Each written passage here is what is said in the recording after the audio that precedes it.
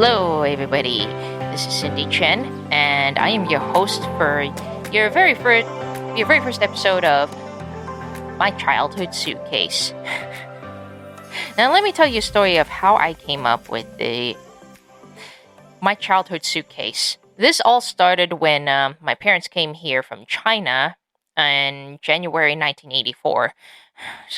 Which is kind of the worst time to come here to the U.S., especially in the 80s. Anyway, with that in mind, they, along with my sister, who was 4 at the time, they came here with nothing more than the clothes on their backs and a suitcase among the three of them, or is it between? Anyway, when I came along in 86, which is a couple of years later, no one could have predicted that I could actually be a very sensitive person. See, I could pick up on the emotions and feelings, and I could act, whether it be positive and negative, especially the negative. I mean, every time I would cry or would get angry, my parents would always tell me, come on, wipe the tears off your face and put on a smile. I guess it's where acting comes in. About me, I am not a content creator or an influencer or any of these things because, well, one, I don't have a social media account. I did have Facebook and Twitter and LinkedIn. That is until I canceled all of them because they became such a time vampire. Not to mention taking up so much time scrolling down and comparing and despairing with other people who have snapshots of their, I don't know if they're just smiling for the camera just to say how much better their lives are than the other people. God, it's just, and it became ridiculous. And when the Facebook turned into a news feed of reposts filled with newspaper contents that I could actually just look up on the internet for Como News, King 5 News, etc., etc. Anyway, I canceled all of my accounts in 2015, which is about 10 years ago. Holy cow, I can't believe it is 2025. But anyway, I think I started thinking about doing this podcast after I came back from Boston, which is about a few months ago, and that, I think, was the most life-changing experience of my life in more ways than one. Well, first off, because of COVID. I caught COVID in the start of 2024, which is around the spring. I remember feeling very uggy and more fatigued than usual. I don't know what was wrong with me. I thought maybe it's because my energy is because I didn't take enough vitamins, or maybe I forgot. I don't know, or maybe I didn't have enough coffee or too much coffee, or just experiencing some sort of a crash. Anyway, and then the next day I felt really shitty. Oh my god, I sound like a longshoreman. I felt really shitty. And I don't know, I did not know what the hell was going on, but I felt really lousy as soon as I came home from the office on a Monday. Then Tuesday, I thought maybe if I could get some sleep, but that didn't work. That actually didn't work.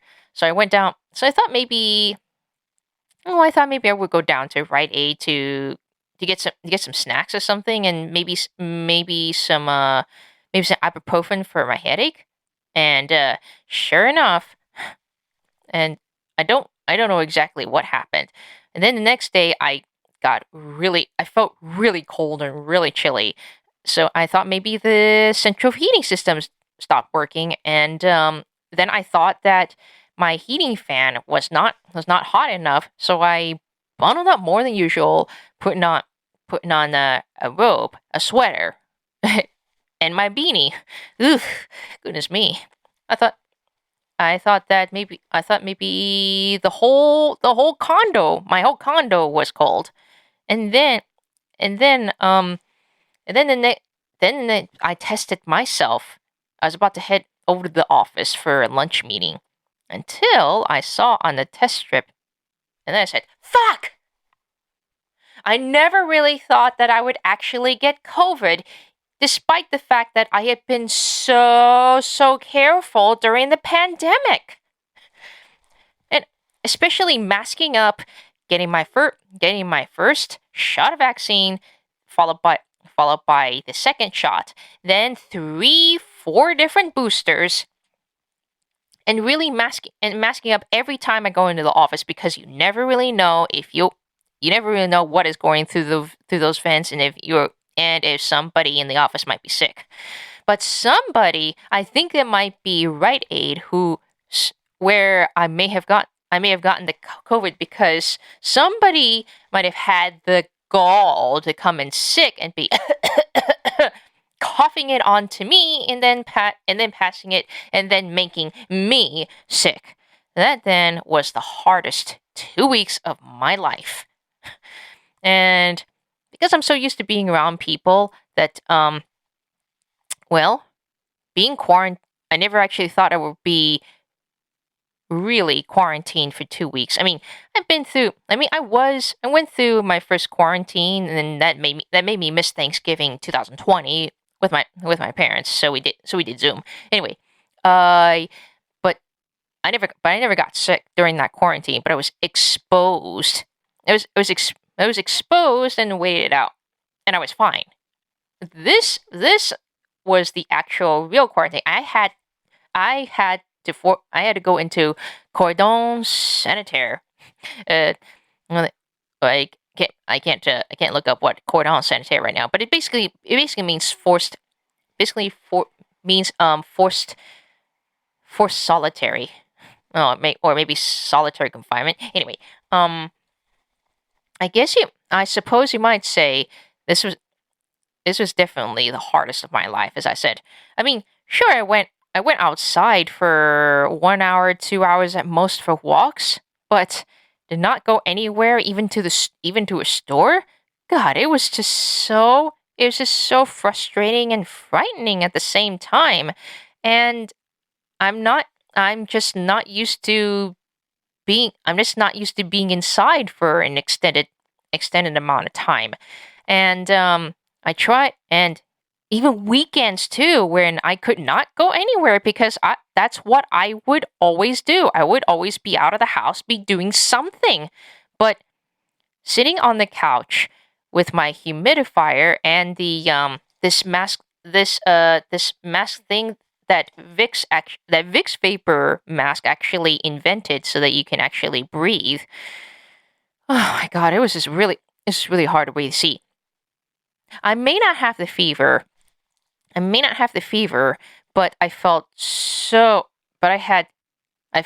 incredibly fatigued, and I couldn't even concentrate. I had complete brain fog when I was working from home for all those 2 weeks, and I actually ended up having to lay down during my lunch hour, because I just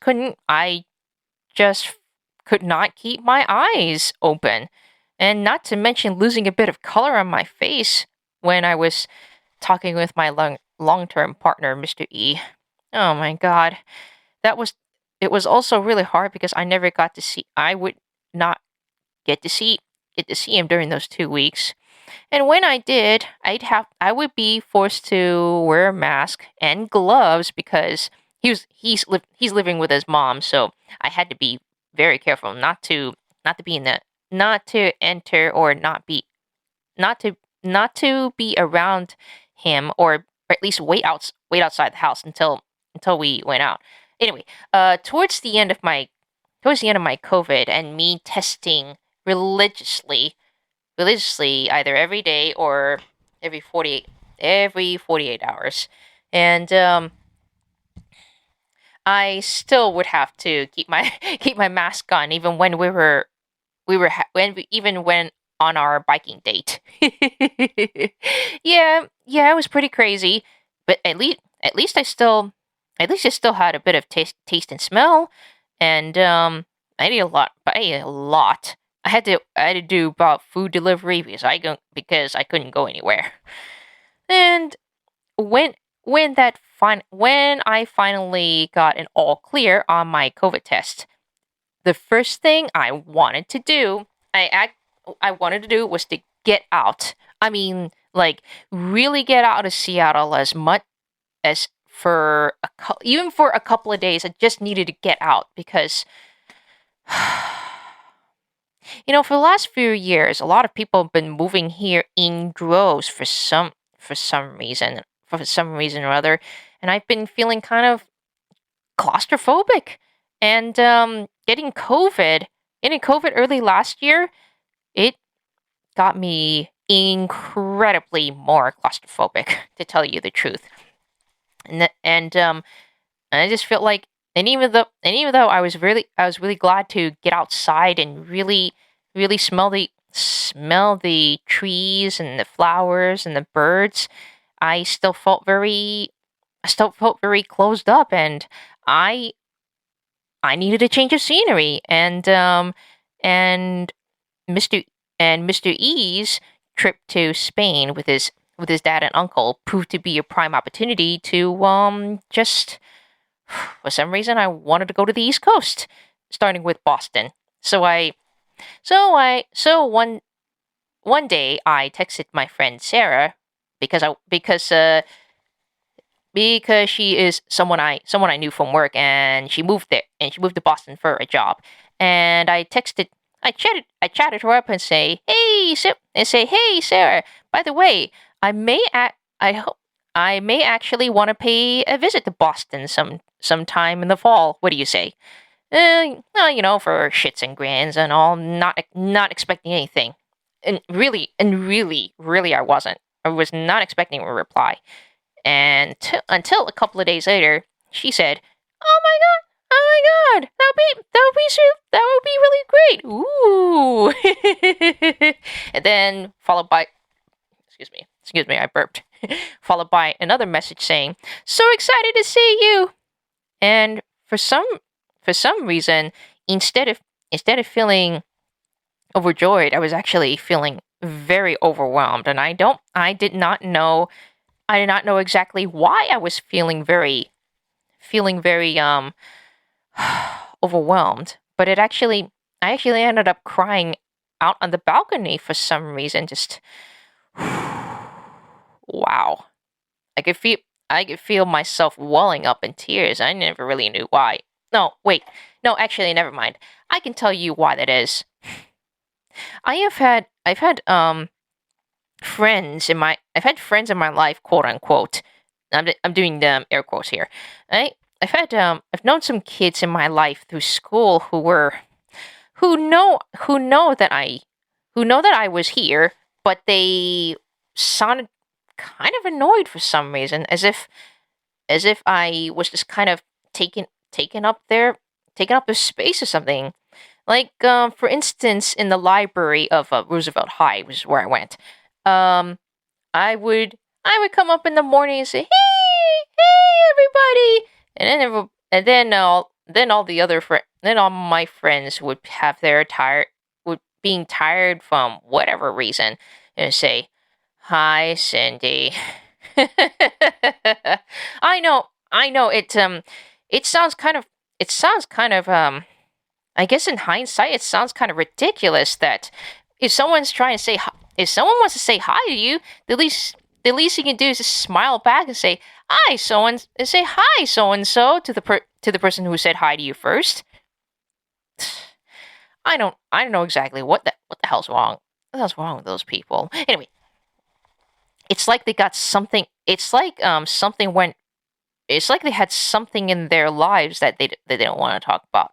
But anyway, enough of it. And I guess you might say I cried a lot. So I ended up having to use Gabrielle Stone's Thought Onion. And for those of you who don't know what a thought onion is, please feel free to check out Gabrielle Stone's two-part memoir, starting with Eat, Pray, FML, and The Ridiculous Misadventures of a Single Girl. Yep, that's right, Gabrielle. If you're listening to this, you you may want to thank me for recommending my fans to you to read your two-part memoir because I love it,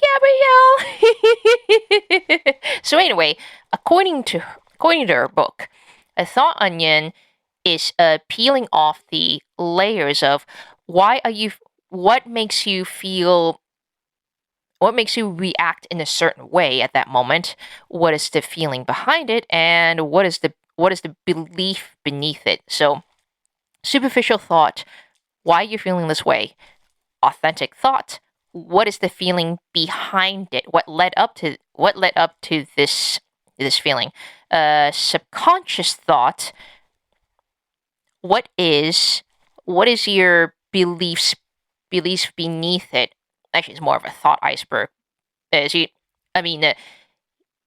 and super ego. Anyway, it just felt so right to peel that thought onion, as to say, now here's my thought onion as to why I cried at the message. So excited to see you. Superficial thought. Why am I feeling so incredibly over? Why am I crying at the message? So excited to see you. Authentic thought. Having someone say, so very excited to see me, it threw me for a loop because nobody has ever said that to me before. Subconscious thought. Am I worthy enough of this girl's friendship? Am I really worthy of her time? Will I ever have anything to talk about with her once I get there? Boom. There it is. That definitely had me thinking about a few of the experiences that involved that kind of left a really sour taste in my mouth about female friendships. See, I never really had that many girlfriends growing up. I mean, I only had one or two, but that was only because my mom and her friends would set me up on play dates with their daughters and such, and never really had anything in common aside from watching TV, because I was just never really interested in playing with those kids. I was just more interested in disappearing into the fantasy world of television, especially cartoons.